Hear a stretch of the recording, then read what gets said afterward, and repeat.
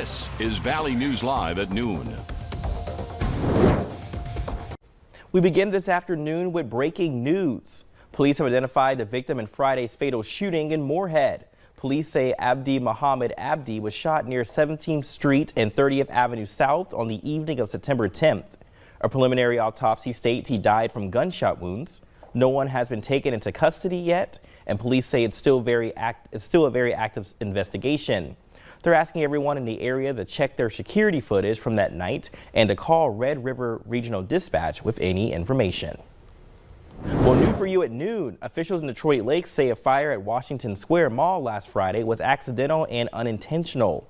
Fire Chief Ryan Swanson says the fire started in an apartment building above Matson's Barbershop. He says the dry conditions and vinyl sidings of the building caused the fire to keep growing. In all, 2 apartments and 2 businesses went up in flames, and neighboring units sustained smoke and water damage. Swanson says the department was very lucky to be able to contain the flames before it spread to the rest of the mall. The motorist in a fatal traffic crash in Dilworth has been identified. Police say Joshua Johnson of Dilworth was killed in the crash. Police responded to the crash on 2nd Street Northeast, approaching Center Avenue and Highway 10 around 2 p.m. on September 5th. Johnson had left the roadway, mounted the curb, and struck the vehicle heading west. Johnson was transported to a local hospital where he was pronounced dead on arrival. The driver of the other vehicle was not injured. Dilworth police say the incident is still under investigation. Well, several parents gathered outside a Grand Forks Elementary School this morning to protest the district's masking policy. Parents stood across the street facing Century Elementary School holding signs, with one saying mask on children is child abuse. Other signs disputed the scientific evidence that masks are effective and called for the district to let parents decide whether their kids should wear a mask. Some of the protesters said they'll be attending tonight's Grand Forks School Board meeting at 6:30.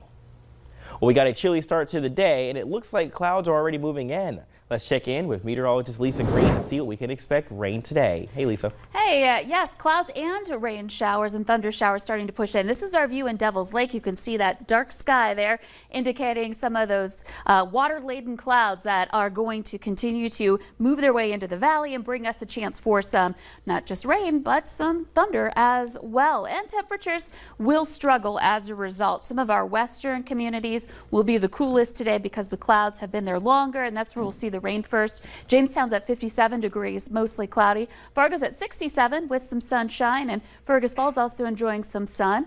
And then some areas where we're looking at mostly cloudy conditions. Grand Forks at 68 degrees, and Devil's Lake is at 62. So here's a look at the latest radar. So we were looking at the Skycam in Devil's Lake. You can see what's approaching. We've got a thunderstorm with some heavy rain moving into town right now. And then this stretches down toward New Rockford and Carrington, western parts of Stutsman County. Here's Jamestown here, so some rain moving in at the moment and starting to see some lightning and thunder approaching the Edgeley area as this continues to roll eastward. So gradually we'll see our chances increase as the day goes along. And a more wide perspective here shows that there's another disturbance down to the south into South Dakota that's moving through as well. So the focus is more in the southern valley, but even the northern valley has the potential for some rain and thunder as this continues to move through. So we'll be tracking that today. In Grand Forks, expect to see some chances for some showers as we head into the afternoon. And again, can't rule out a rumble of thunder. Notice those temperatures on the downward trend once that rain starts. We'll have your hour-by-hour planner coming up in just a moment. Well, stay tuned. Thanks, Lisa. Well, a person is dead and 2 are seriously hurt following reports of gunfire in Long Prairie, Minnesota. Todd County Sheriff's deputies found 1 man dead in the yard and another who was hurt. That victim was flown to a hospital in St. Cloud. Then later, a 3rd person arrived at the Long Prairie Hospital and was then taken to the St. Cloud Hospital. There's no information being on the alleged shooter or the identities of the victims. We have new information on that huge wildfire in northeastern Minnesota. Authorities now say much of the Greenwood fire is contained. 1 month after ignited the blaze in the Superior National Forest, the U.S. Forest Service says the nearly 27,000-acre fire was 67% contained as of yesterday morning. Hundreds of firefighters were still being dispatched to the area late last night. Now, the fire started August 15th and has destroyed 15 homes and several other buildings. Authorities say the fire is not expected to grow now that cooler weather is moving into the Great Lakes region. President Joe Biden has declared a major disaster in California where wildfires continue to rip through the state. The declaration comes as many residents return home to communities destroyed by the Caldor fire. In the town of Grizzly Flats, a layer of ash covers the ground where homes once stood. Homeowners continue to assess the damage to their properties. They're hoping to rebuild and rise from the ashes. President Biden will survey wildfire damage in Sacramento later today. With kids back in school, it's important for parents and teachers to know the differences between COVID, the flu, and colds. Well, cold symptoms are coughs, runny noses, and sometimes a headache, but it's not severe. Symptoms usually go away in a day or two. Now, the flu and COVID-19 have similar symptoms with fevers, chills, muscle aches, and even fatigue. The flu symptoms show between 1 to 4 days after infection, while COVID-19 averages around 5 days while lasting longer than the flu. Getting tested for COVID is an easy way to rule it out.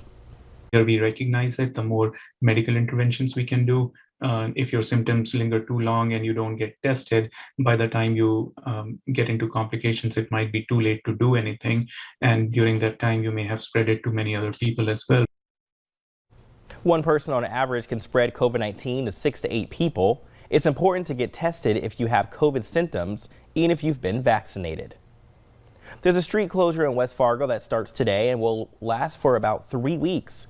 The work's being done on 9th Street between 7th Avenue Northeast and Main Avenue. Xcel Energy is installing a new natural gas line in that area. And a reminder about a lane reduction starting today in South Fargo. 45th Street South will be down to 1 lane in each direction between 23rd and 26th Avenues for a utility project. The lane closure should last about 2 weeks. Well, coming up at noon, Apple is set to unveil the new iPhone 13. We'll tell you about some new features they have in the works. And many of us can be expecting those rain chances. We'll see the full update with meteorologist Lisa Green up next.